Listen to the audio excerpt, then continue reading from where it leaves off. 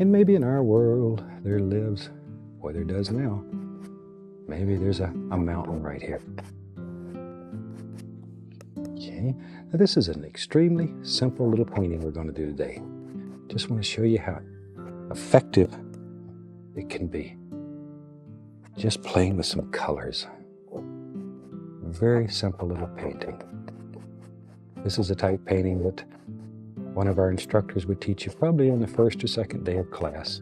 You can do it. And we have instructors that travel all over the United States spreading the joy of painting. We talk a lot about certified Ross instructors here on The Joy of Bob Ross. To be honest, I didn't know that was a real thing until the Bob Ross Company made me the host of this here podcast. Since then, we've gotten to know tens, nay, dozens of kind-hearted, hard-working, eccentric, lovable, passionate, grateful artists from all over the world who've earned their CRI status. These people are truly the backbone of Bob's legacy. We have instructors that travel all over the country doing demonstrations and stuff. And a lot of times this is the way they'll do demonstrations. And it's unbelievable what happens. And it excites people. Teaching Bob's method is an art in itself.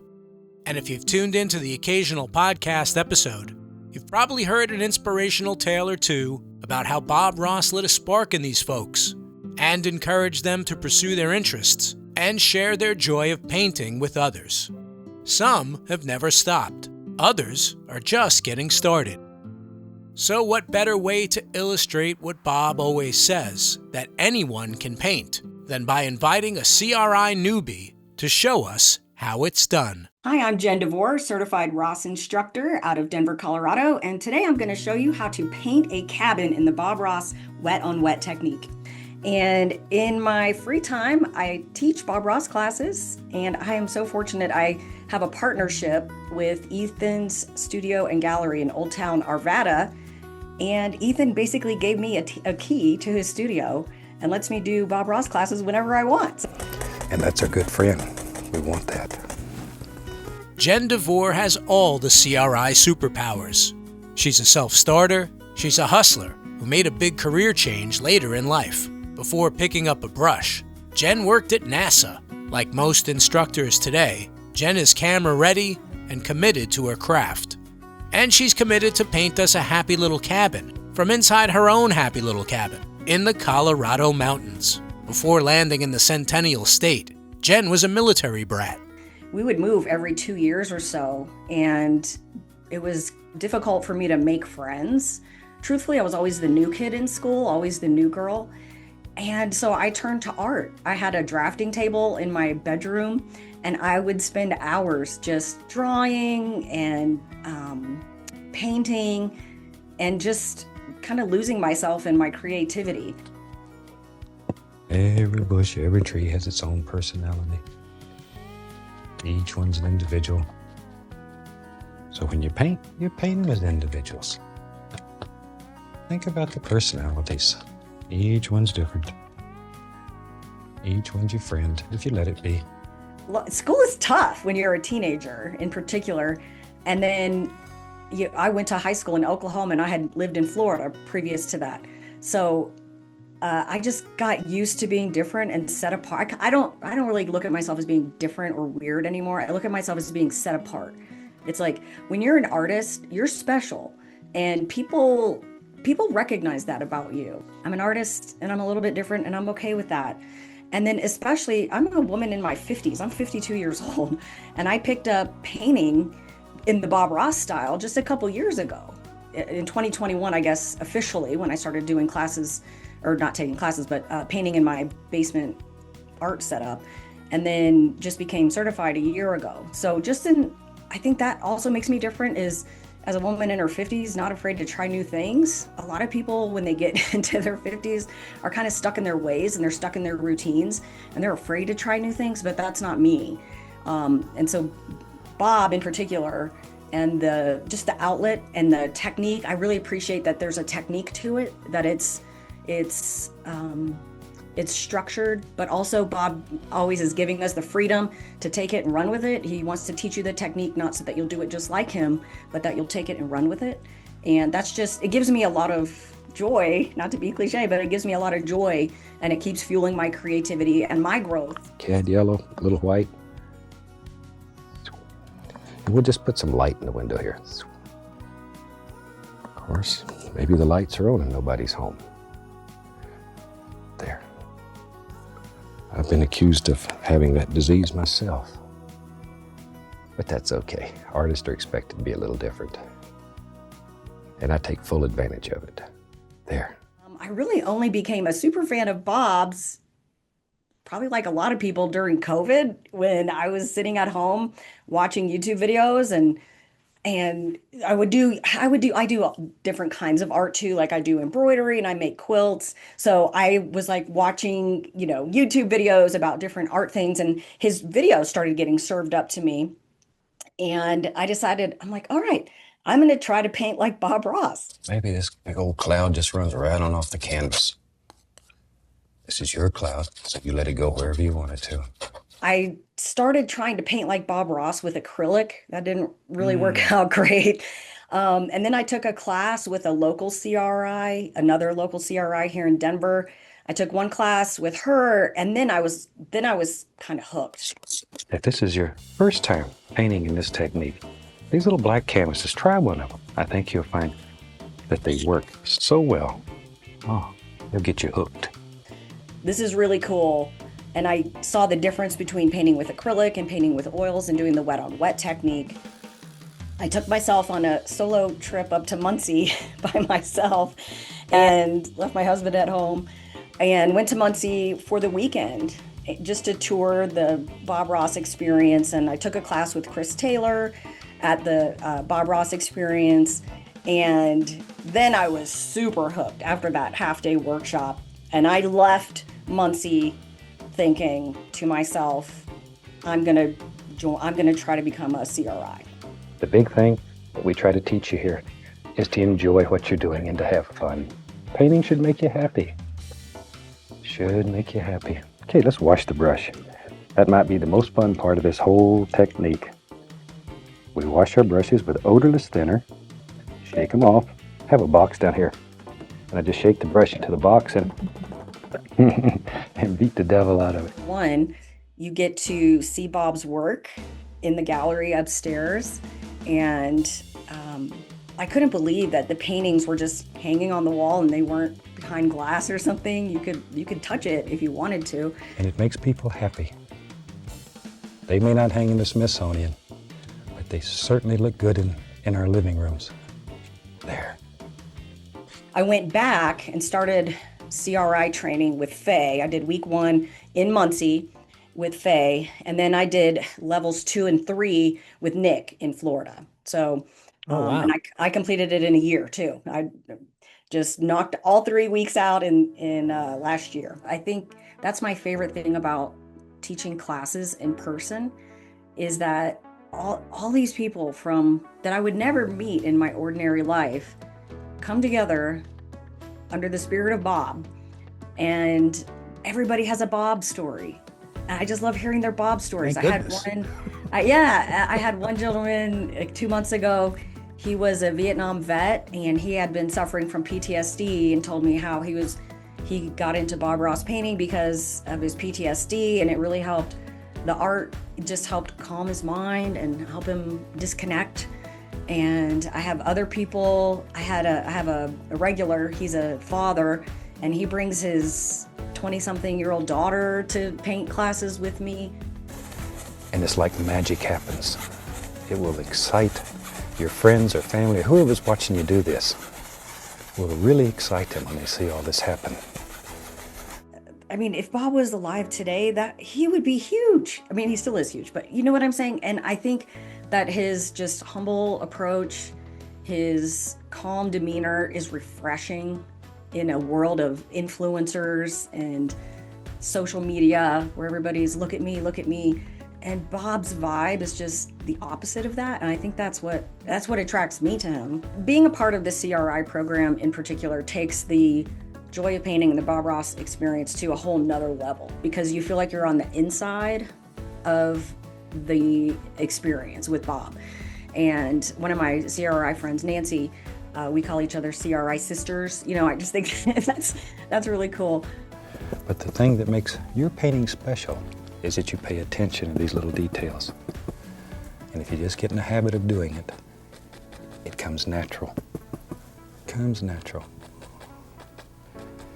But just practice a little bit when you first start, then it gets easy. Then you really do experience the joy.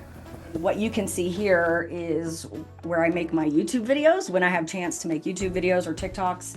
So that's why I have lighting set up and a microphone, is because of that content creation. Yeah, I'm with you.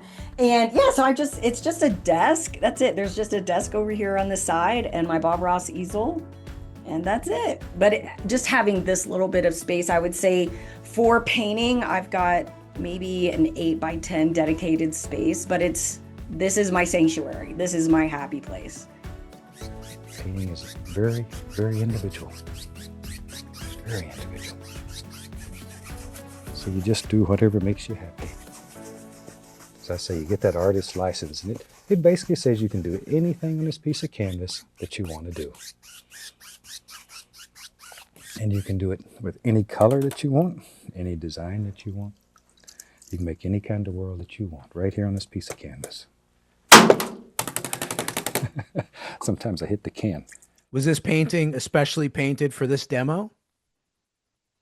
This is a make and take from Nick Hankins that he provided to the CRIs originally in August of 2022, I believe.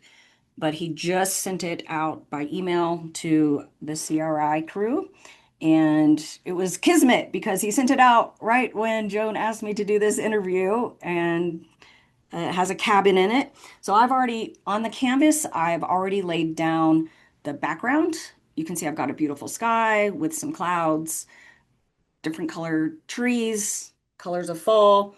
There's a grassy burn here and a road.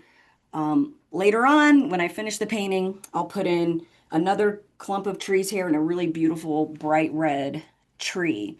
But in this particular painting, there is a cabin that lives right here. And then there's a little road and a fence. So I figured we would paint the cabin and the road and the fence together. On my palette, I have only 4 colors. I've got Mountain Mix, which is a cool color. It's like a really dark blue. I've got a Van Dyke Brown, and I've got Dark Sienna and Titanium White. Now, the first thing that you want to realize when you're painting a cabin is that we're not going to use a brush. We're actually going to use our number 10 painting knife. First, what you want to do is lay in, or block in, Bob would call it, block in the shape of the cabin. So I like to, when I'm using the palette knife, I like to pull the paint really flat on the palette. So I'm pushing the paint into the palette. And what this does is it gives me a nice runway of paint. Then I'm going to, here's a tip that I give my students, is I'm going to wipe the excess paint off of the palette knife so that I can see how small or large my little roll of paint is going to be on the palette knife. I feel like if you don't wipe your palette knife off and your knife is dirty, it's hard to see how much paint you're actually working with. So that's a little tip. So I've got this pressed really nice and flat, and then I'm just going to cut across. I'm going to cut from top left corner down to bottom right corner.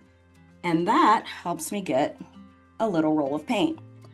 Next, I'm going to block in the shape. And I'm going to start here at the roof line, and I'm really just pushing the paint into the canvas. Now, this background was done 2 days ago, so my paint is pretty dry. If you're painting your cabin on a wet canvas, because this is the wet on wet technique, typically, you would just want to go ahead and scrape your underpainting off, your background off. So I'm just pushing the paint into the palette. I think that scraping sound is so satisfying. So I've got the left side of the roof laid in. Now I'm doing the back left wall. There we go. And when I need another little roll of paint, same thing. I just make sure that my palette knife is pretty clean. Scrape left to right, get a little roll of paint, and I come back. Now I'm just putting in the front wall.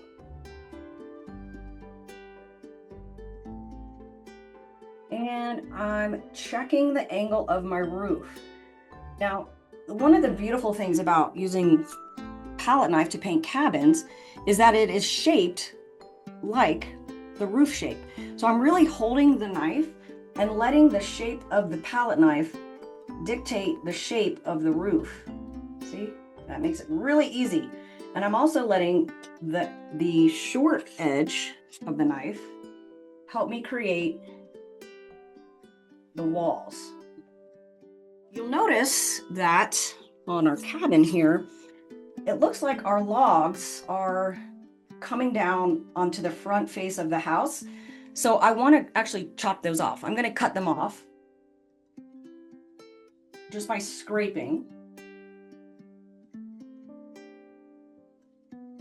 And that gives me a nice, front area where I can lay some horizontal logs in now. One tip that I would recommend, if when you scrape, you still have a lot of cabin paint underneath there, is Bob actually would teach you to go ahead and darken that front face of the house again. So this time I've just reloaded with some plain Van Dyke brown. Again, I'm just scraping it on there, pushing it into the canvas and letting the canvas take what it wants. But there's not a lot of paint, not a lot of paint at all. Now I want to place the horizontal cabins or the horizontal logs on the front of the cabin. So I'm going to go back to my marbled mix. Get a little roll of paint. And now, same thing, I'm just going to go horizontal.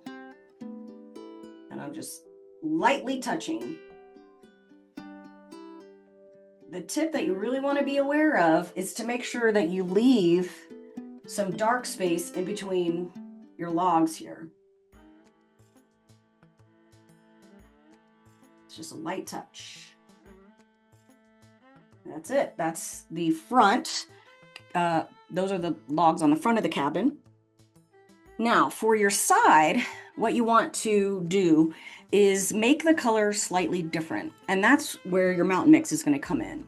When you use the mountain mix, you're going to darken your wood color, your wood marble mix, but you're also going to make the shade a little bit cooler with that blue tint.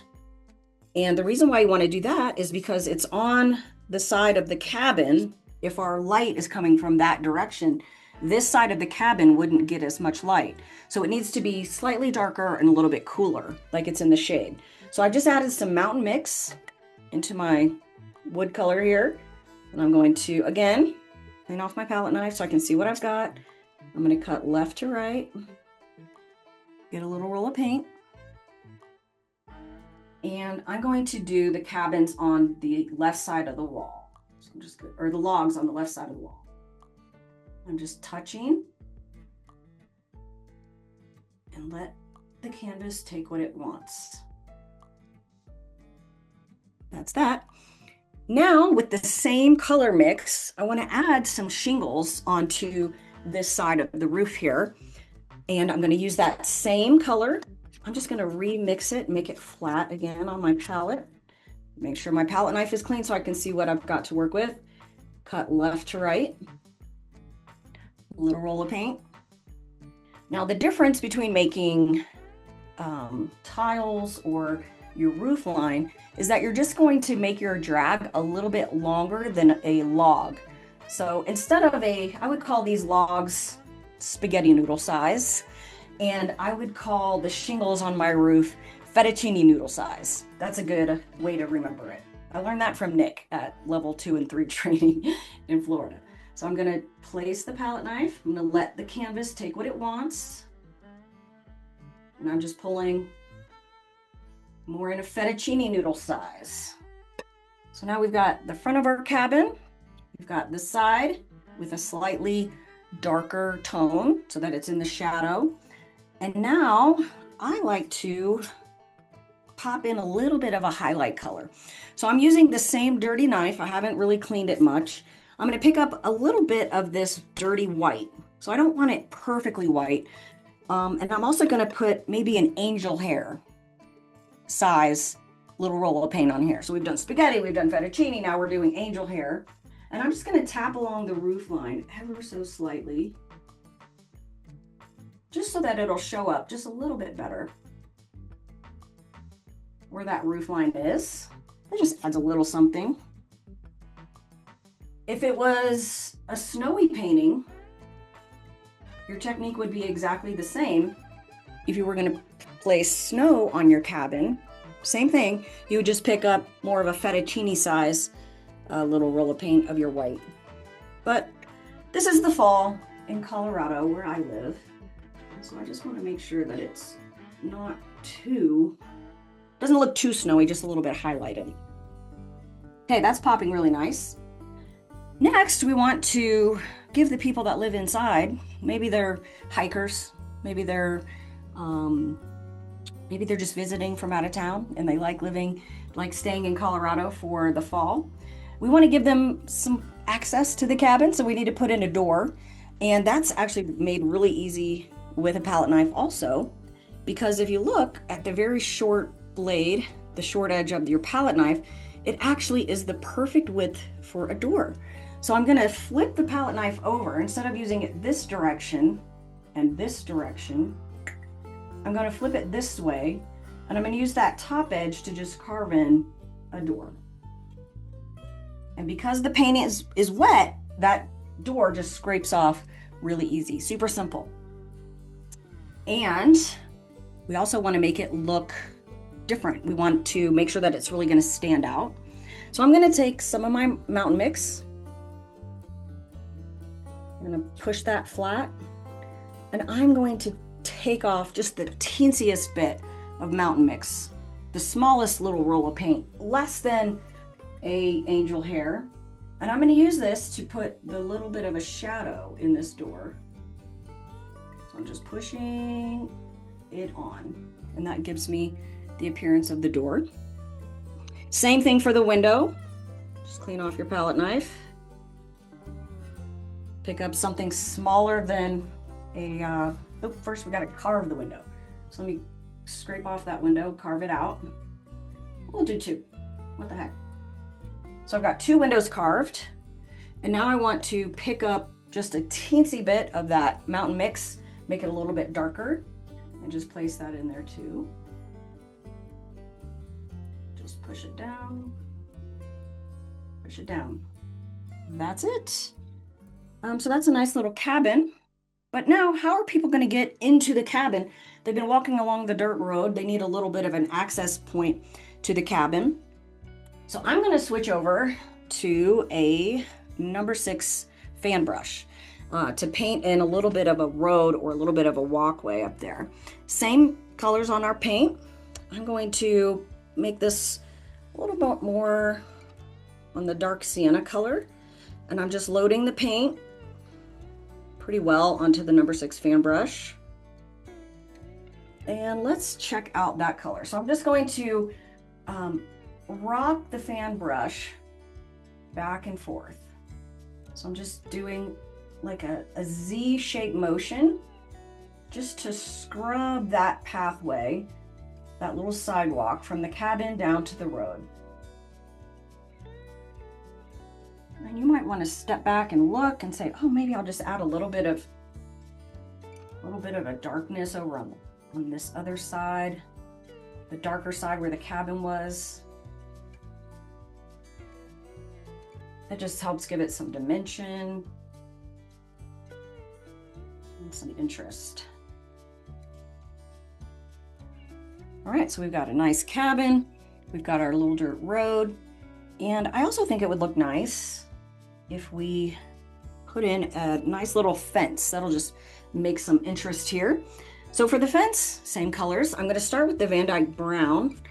I'm really just pushing it flat, and I'm not worried if the color gets muddled. That just makes it look like weathered wood. So I'm just going to take the tiny, littlest roll of paint on my palette knife.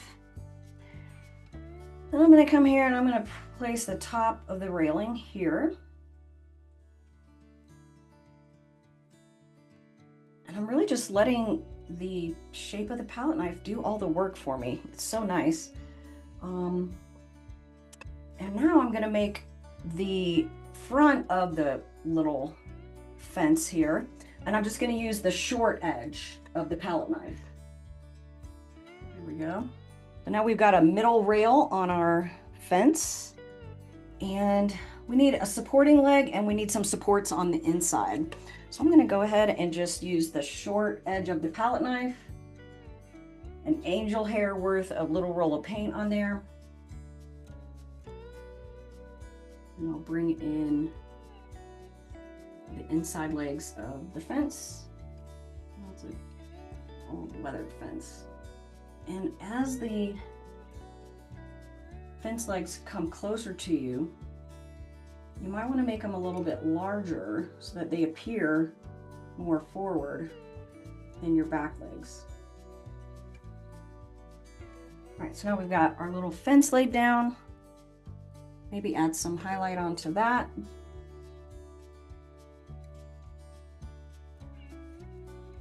Just where the sun is just kind of kissing it.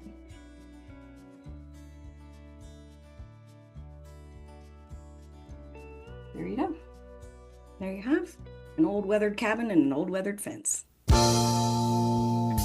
The old clock in the cabin tells me we've got another finished podcast episode. I want to thank my guest, Jen DeVore. In all honesty with you, Ron, I practiced painting a ton of cabins in preparation for this interview. I probably painted 20 cabins just so that I would be fresh on teaching people how to do it. This happy little episode was produced with help from James Shapiro at Jansen Media, and it was mixed by Tom Carcutt at Digital Sound and Video of Daytona Beach, Florida. Support your local public television station and say thanks for giving us Bob Ross and the joy of painting. We want to see your paintings. Use hashtag #PaintLikeBobRoss. Bob Ross certified instructors are the only ones that know how to teach you Bob's world-famous painting method. Don't settle for second best. Find a local CRI at bobross.com and then click Take a Class. Got your own Bob Ross story to tell? Tell it to us by leaving a message at 866-FANBRUSH or email podcast@bobross.com. And follow us on Facebook at The Joy of Painting with Bob Ross. I'm Ron Scalzo.